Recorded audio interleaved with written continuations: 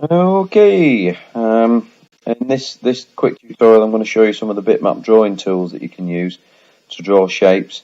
What I've done is I've opened the file that's available with the video called Space, and it's just a background of some stars, and I'm going to use some of the vector tools here to draw some shapes, draw a planet, draw a sun, and I'm going to be converting some vectors into bitmaps so I can do some bitmap work with them and putting some textures on and all sorts of stuff. So we'll start with the ellipse tool first of all, which is here. If the ellipse tool is not showing, if you click and hold the tool, you get a flyout menu. Choose the ellipse, hold the shift key down on the keyboard and drag a circle out, and that'll give you your planet. Now at the moment the planet looks a bit dull, so I'm going to apply some fill effects to this.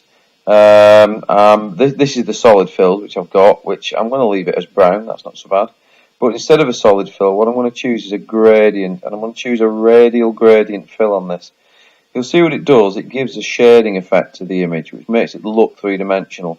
But what I'm going to do is move the centre of the shade down a bit, and move the edge of the shade out to the edge of the planet. So it looks like this. Okay, now I can probably alter the darkness of the fill because I'm not quite happy with the colour. So we'll do that. So it looks really very powerful, this fill tool. If you want to mess with that, feel free. Okay, still doesn't look very realistic, so I'm going to apply a texture to it. The texture I'm going to use, the textures are down here, and I'm going to use a fibre texture, and not too much of that, which gives me this, which looks a little bit more realistic. Not too bad. I might even feather the edge to make the edge of the planet look a little bit softer, so it looks a bit like it's got an atmosphere.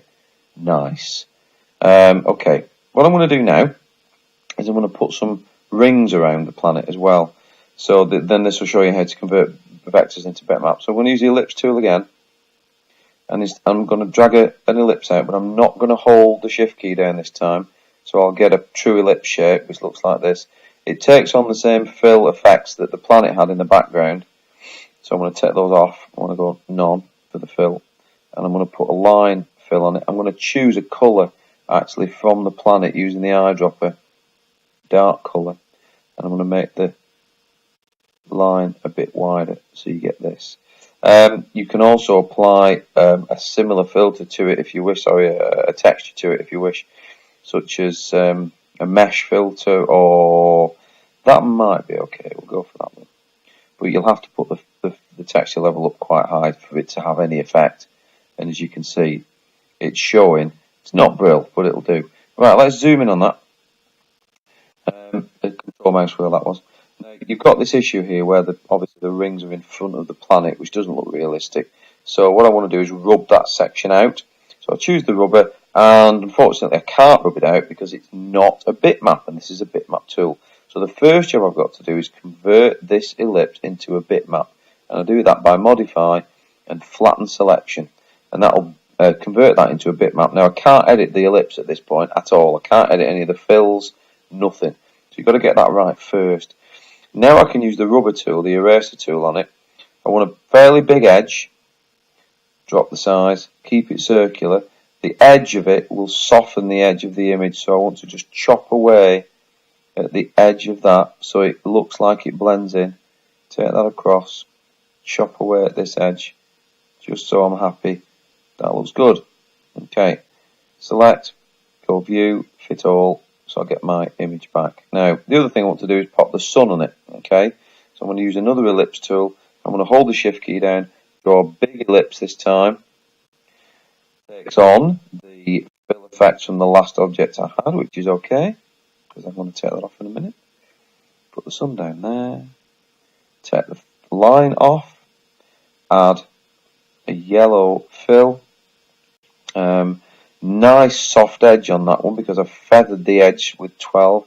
I'm going to also choose, click on there, I'm going to choose a smoky texture, and I'm going to pull the texture level up quite high so it just gives a little bit of texture to the sun, which is just there, which actually looks pretty nice. Okay, last thing to do, just to put some labels on it, so I'll use the text tool to put a label on here. I'm going to click in the middle there and make sure that that's centered, and I'm going to choose a nice bright gaudy green, and I'm going to put Saturn there. Yes, I know it doesn't look like Saturn. There we are. Okay, and I'll put this here. Now, yeah, that's probably okay. I'm happy with that. Right. Okay, you could do loads of other stuff with this. My gosh, you could. I'm going to save this image, File, Save As. And I'm going to save it with this, but I'm not going to overwrite that file, remember, because we need to have the original file to use later on. So I'm going to call it Space with Planets. Oops, okay, and I'm going to save that file there. Now I know that if I need to come back to the space background, I've still got it. That's why we save the new version of the file and we don't overwrite the old version of the picture that we've used.